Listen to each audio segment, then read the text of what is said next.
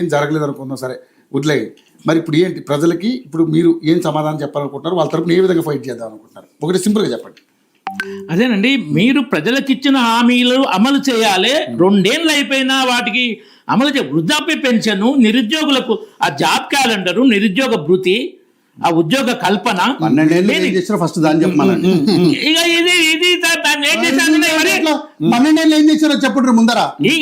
విమర్శించే ముందు మీరేం చేశారో చెప్పండి. మేము చేసే టాపిక్ చెప్తాం. మేము మీది మా టాపిక్ పెట్టాలి, మేము చెప్తాం. అద్భుతంగా చేసినాం మేము. మాది 12 ఏళ్ళ నుంచి జిఎస్టీ నిధులు ఇస్తలేరు. ముందు దాని గురించి చెప్పండి.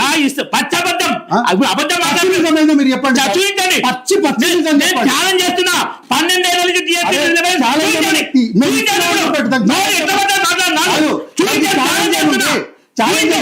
మేము ఇస్తున్నామని చూపెట్టి రికార్డు అంతే. దానికి ఛాలెంజ్ ఏముంది?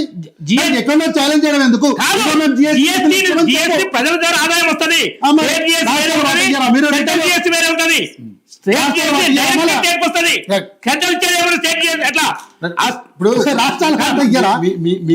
ఇందాక ఆయన క్వశ్చన్ అడిగాడు. సో ఇన్నాళ్ళు ఈ 12 ఏళ్లలో మీరేం చేశారు ఈ రాష్ట్రానికి అని అడిగారు. సో మీరేం చేశారు అనేది ఒక క్లారిటీ ఉందా? ఈ రాష్ట్రానికి ఏం చేశారని ఎప్పుడు బడ్జెట్ సమావేశాలు పెట్టినా తెలంగాణ రాష్ట్రానికి మీరు ఏమి ఇచ్చారనేది పాయింట్ ఇక్కడ. వాళ్ళు సరే అప్పుడు ఈ సబ్జెక్ట్ కాకపోయినా ఆయన క్వశ్చన్ చేశాడు, దానికి సమాధానం చెప్పండి ఒకదానికి. నేను ఈ విషయంలో ఇంతకుముందు బడ్జెట్ చెప్పినా మళ్ళీ చెప్తున్నా. చెప్పండి, ఏం వచ్చింది? బడ్జెట్ లో రాష్ట్రాల వారి కేటాయింపులు ఉంటాయి, పథకాల వారి కేటాయింపులు. మరి బీహార్కి ఎందుకు ఇచ్చారు సార్? బీహార్ రాష్ట్రానికి అంత ఎందుకు ఇచ్చారు?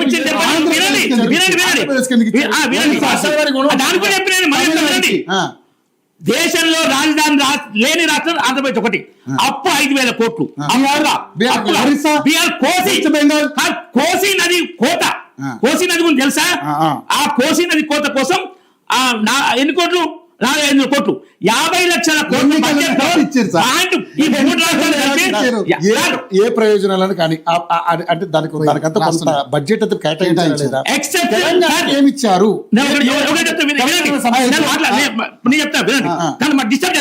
చెప్పండి. నేరం చేసిన దానికి ప్రతి దానికి శిక్ష ఉంటుంది, కానీ ఎక్సెప్షన్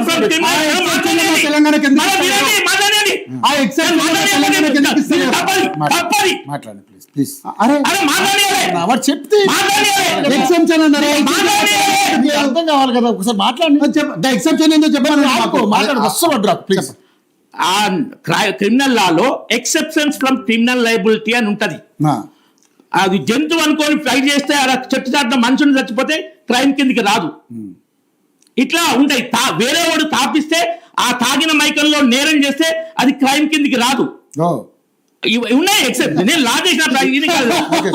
అలానే ఏ రాష్ట్రాల్లో ఏ ప్రత్యేక పరిస్థితి ఉంటే ఆ ఎక్సెప్షన్స్ కింద 0.5% ఆఫ్ టోటల్ బడ్జెట్ 3-4 రాష్ట్రాలు కలిపి 0.5% టోటల్ బడ్జెట్. అడగండి, మీరు ఖమ్మం వరదలకు ఏమి ఇచ్చారు అడగండి. చెప్పినాక మనం ఇద్దరం అడుగుదాం. ఇంకోటి చెప్తా. బయట ఎంత భయంకర ప్రచారం జరిగితే ఆ విజయ మాల్యా గురించి జరిగినంత ప్రచారం గురించి జరగలేదు కదా. 7,000 కోట్లు 14,000 కోట్లు వసూలైనవి.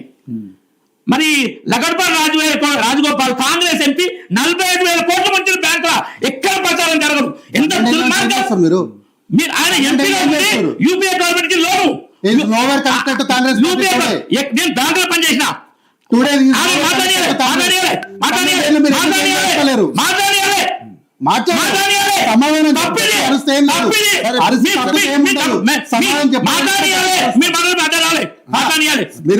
మీరు చెప్పేస్తారు కదా,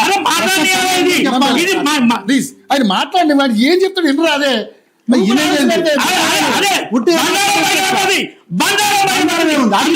సమాధానం చెప్పు. ఎందుకు అరెస్ట్ చేస్తున్నారు? ఎంపీగా ఉండి 1000 కోట్ల కొలాటరల్ సెక్యూరిటీతో 21,000 కోట్లు లోన్ తీసుకుంటూ, ఇది సెంట్రల్ గవర్నమెంట్ రోల్ లేకుండా ఎవరు ఇవ్వరు. గవర్నమెంట్ రాని వాళ్ళ ప్రభుత్వం వాళ్ళ ఎంపీ నిబంధనలు విలువగా ఇచ్చి ఈయన ఉంటారు. తమ్ముని బ్రదర్ పెట్టేసిండు లగడపాటి అమరప్ప నాయుడు కంపెనీ ల్యాంకో. ఈయన దొరకడు. అయిపోయింది కదా. ఇట్లా చేస్తే ఎట్లా అవుతాయి? వీళ్ళు కావాలనే ముంచారు. ఏం చెప్పేసారు? మరి విజయ మాల్యా అన్ని కోట్లు ముంచేసి వెళ్ళిపోయాడు. మరి ఆయన ఏం చేయగలిగారు? మరి 14,000 కోట్లు వసూలు చేసినాం. అది చెప్పిందని మొదలు పూర్తి స్థాయిలో కాదు కదా. 7,000 కోట్ల పూర్తి స్థాయిలే మొత్తం పార్లమెంట్ అనౌన్స్ చేసి మొత్తం అమౌంట్ ఇంతకు పాయింట్ తీశాడు. తెలంగాణలో మనం ఖమ్మం వరదలకప్పుడు మీరు ఏం బడ్జెట్ ఇచ్చారు? మన కామారెడ్డి మీ ఎమ్మెల్యేనే ఇక్కడ, దానికి ఏం బడ్జెట్ ఇచ్చారు? అక్కడ కూడా వరదలు వచ్చి చాలా ప్రమాదం జరిగింది కదా. సరే ప్రాణ నష్టం జరగకపోయినా ఆస్తి నష్టం అయితే జరిగింది కదా. రాష్ట్ర ప్రభుత్వము పంపిన నివేదిక బట్టి ఆ నివేదిక ఏముంది, కేంద్రం రిప్లై అయిందని చెప్తే దాంట్లో దొరుకుతుంది. సార్ అంతే కదా. మీ నివేదికలో అది సరి మెన్షన్ చేయలేకపోతే ఎగ్జాంపుల్ చెప్తా, బెస్ట్ ఎగ్జాంపుల్. ఆయన కేంద్ర మంత్రిని తమిళనాడు మంత్రిని జైల్లో పెట్టిరు ఆ కేసులో. ఇంకో ఎంపీని కూడా పెట్టిరు జైల్లో. వాళ్ళే పెట్టిరు అవినీతి చేసిరని. ఛార్జ్ షీట్ లో లోపాలు పెట్టిరు, ఛార్జ్ షీట్ లో వాళ్ళు బయటపడతారు పెట్టిరు. మీరు క్లీన్ చేయండి. అట్లా ఛార్జ్ షీట్ ఫైలింగ్ ఉంటుంది, లీగల్ సిస్టమ్ అంటే మా చట్టాలలో ఏడ్చేయలేదు. ఖమ్మం గురించి నిజామాబాద్ గురించి చెప్పమనంటే తమిళనాడులో ఉన్న కనిమూలి గారి గురించి చెప్తారు. ఏం చేయమంటారు ఇంకా? మీరు అప్లై చేసింది ఏంది? అరే ఖమ్మం గురించి చెప్పండి. రైట్ ఫైనల్ మీరు చెప్పండి.